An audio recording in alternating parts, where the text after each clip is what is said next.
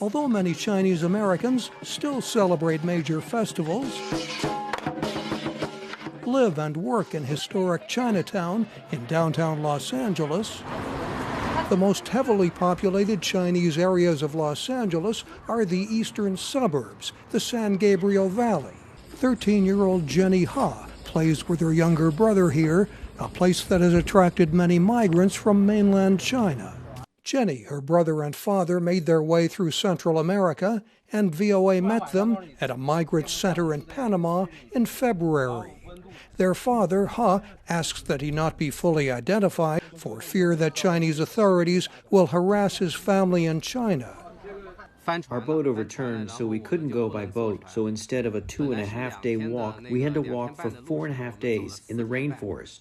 He would later lose sight of the migrant caravan in the depths of the rainforest. I couldn't see anyone in front of us or behind us. At that point, it was a test of my own state of mind. They persevered. When the family reached the United States, they asked for political asylum, and their case is pending. Jenny misses her dog back in China and her mom, who will join them later, but she is happy here. The America I had imagined is a place that's not very safe. But once I got here, I feel it's quite quiet here, and they're especially kind to children. Another asylum applicant from China, Li DeLong, delivers food from a rental car.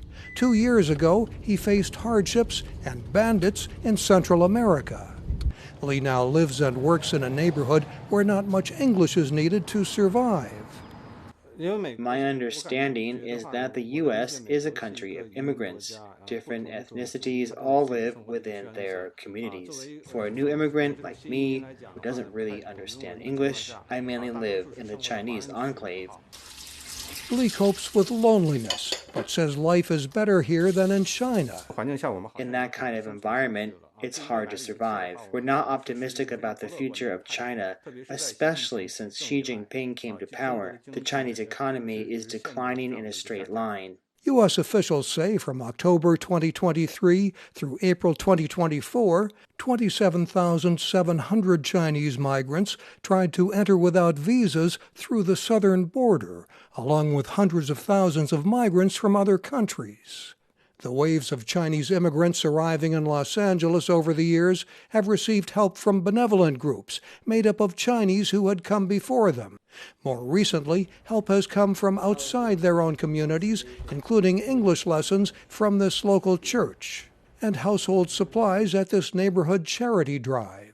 Much of the aid is informal, coming from new friends made at work or at gathering places like shopping centers and temples, as they adapt to a world that's both familiar and different. Mike O'Sullivan, VOA News, Los Angeles.